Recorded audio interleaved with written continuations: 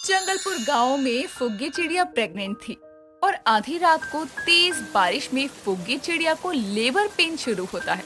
फुग्गी चिड़िया अपने पति अल्टू चिड़ा से कहती है, लगता है मेरे पेट में दर्द हो रहा है, अंडा बाहर आने वाला है।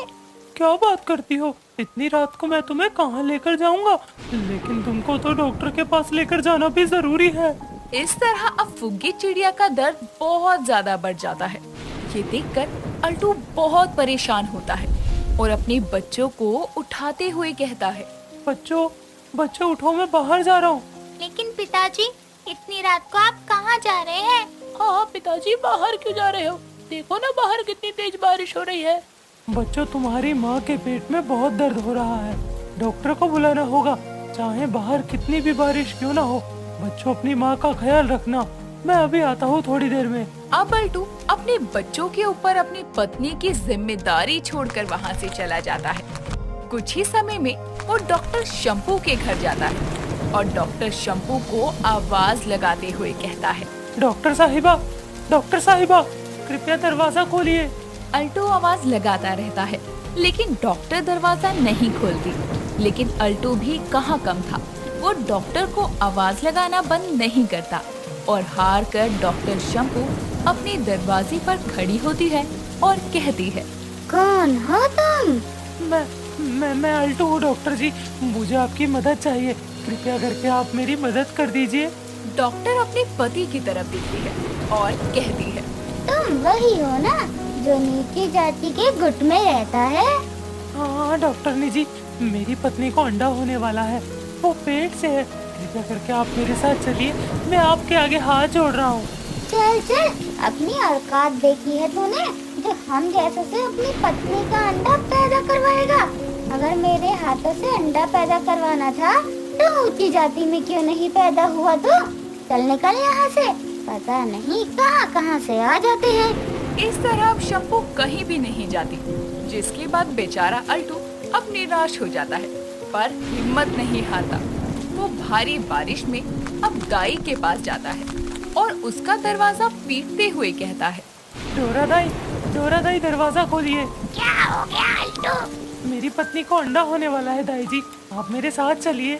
दाई बिना सोचे समझे अल्टू के साथ चल देती है, जहाँ वो देखती है कि फुग्गी चिड़िया की हालत ज्यादा बिगड़ गई है। लेकिन फिर भी वो अंदर जाती है और फुग्गी की डिलीवरी करने की सोचती है। लेकिन फुग्गी की हालत बहुत ज्यादा बिगड़ चुकी थी। ये देखकर डोरा बाहर आती है और अल्टू से कहती है, अल्टू भैया, फुग्गी की हालत बहुत ही ज्यादा खराब है, वो मुझसे नहीं संभल पाएगी। अंडे या माँ दोनों में से कोई एक ही बच पाएगा, इसीलिए मेरी मानो तो तुम डॉक्टर को ले आओ। ठीक है, मैं भी आता हूँ दाई बहन, लेकिन जब तक आप मेरी फुग्गी का ध्यान रखना दाई। पिताजी, मैं भी आपके साथ चलूंगा। हाँ पिताजी, मैं भी आपके साथ चलूंगी। अंशी बेटा, तुम्हारी माँ को तुम्हारी जरूरत पड़ सकती है, इसलिए तुम यहीं रुकना। और बेटा नूना, तुम अपनी माँ और बहन का ख्याल रखो। ठीक है पिताजी। इस तरह से बल्टू दूसरे डॉक्टर के पास जाता है और उसके घर का भी दरवाजा पीटते हुए कहता है, डॉक्टर साहब, दरवाजा खोलो। कौन है इतनी रात को? मैं अल्टू हूँ, मेरी बीवी को अंडा होने वाला है। तुम्हारी जात क्या है? जात का नाम सुनते ही अल्टू को गुस्सा आता है और वो गुस्से में कहता है, डॉक्टर साहब, जात ना पूछो, साधु की पूछ लीजिए ज्ञान। क्या बोले जा रहे हो तुम? तुम्हारी बातों से लगता है कि तुम नीची जात से हो। हाँ डॉक्टर साहब, मैं नीची जात से हूँ, लेकिन भगवान ने तो कोई जात ही नहीं बनाई ना। अल्टू की बात सुनते ही उल्लू को गुस्सा आ जाता है और वो अल्टू को बेरहमी से मारता है। और मारने के बाद उल्लू अल्टू से कहता है, तुम नीच जात इस धरती पर बोझ हो, बोझ, समझे? और तूने अपनी औकात देखी है? तेरे पत्नी का अंडा पैदा करने से अच्छा है मैं डॉक्टरी छोड़ दूं। मैं आपके आगे हाथ जोड़ता हूँ, मेरा अंडा और मेरी पत्नी दोनों ही मर जाएंगी डॉक्टर उल्लू जी। तुम सभी लोग एक अभिशाप हो, अभिशाप। अरे तुम लोग अगर मर भी गए तो क्या हुआ? तुम नीची जाति के लोग गंदी नाली का कीड़ा हो, जो नाली के बाहर निकलने पर मर जाते हैं। मैं तुम्हारी पत्नी की डिलीवरी नहीं करूंगा। अगर तुम्हारी पत्नी और तुम्हारा अंडा मरता है तो मर जाए, मुझे उससे फर्क नहीं पड़ता। और वैसे भी करोड़ों की तादाद में से अगर कुछ कीड़े मर भी जाएं तो क्या ही फर्क पड़ता है। चल निकल आओ यहाँ से। बेचारा अल्टू अब उदास होकर जाने लगता है कि तभी पीछे से डॉक्टर उल्लू उसे आवाज लगाता है। अरे आओ भिकमंगे, इधर आ, कहाँ जा रहा है? उसके बुलाने पर मायूस होता हुआ अल्टू वापस जाता है और डॉक्टर उल्लू उससे गुस्से में कहता है, तू इतनी देर से यहाँ खड़ा होकर मुझसे बात कर रहा था ना, चल अब यहाँ पर सफाई कर।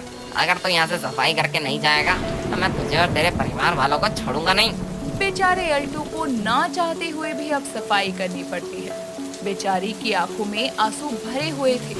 वो सफाई तो कर रहा था, लेकिन उसका ख्याल तो अपनी बीवी के होने वाले अंडे पर था, जिसके बाद अब वो डॉक्टर उल्लू के घर के बाहर जल्दी से सफाई करता है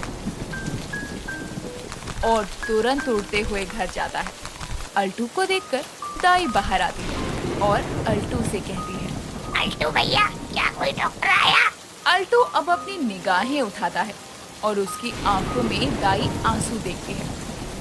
उसके आंसू देखकर दाई समझ जाती है और उसे दिलासा देती हुई कहती है, अल्टू भैया, इस बेरहम दुनिया में हम जैसा को इंसाफ करने वाला कोई भी नहीं है, यहाँ तक कि खुद भगवान भी नहीं। लेकिन तुम चिंता मत करो अल्टू भैया, मैं हूँ ना, मैं अपनी पूरी जी जान लगा दूंगी।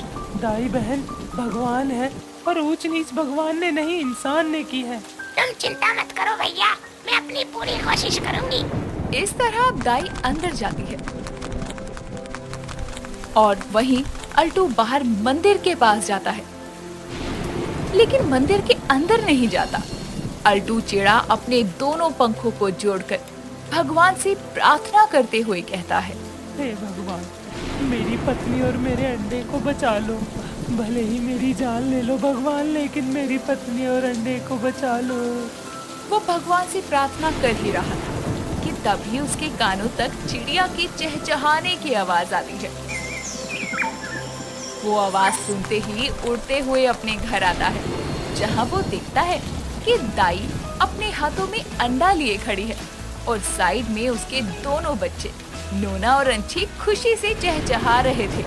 ये देखकर हल्की सी मुस्कान के साथ अल्टू उसके पास जाता है और उसको देखकर दाई कहती है, ये तो कोई चमत्कार ही हुआ है। सच में अल्टू भैया, भगवान है इस दुनिया में और आपकी पत्नी और आपका अंडा दोनों ही सुरक्षित हैं। डोरा दाई की ये बात सुनते ही अल्टू के चेहरे पर लंबी सी राहत की मुस्कान होती है और वो डोरा दाई का शुक्रिया अदा करता है और फिर उसके बाद आसमान में एक ऊंची उड़ान भरकर खुद से कहता है, मेरा बच्चा बहुत ही अनोखा है और मैं इसको बहुत आगे बढ़ाऊंगा।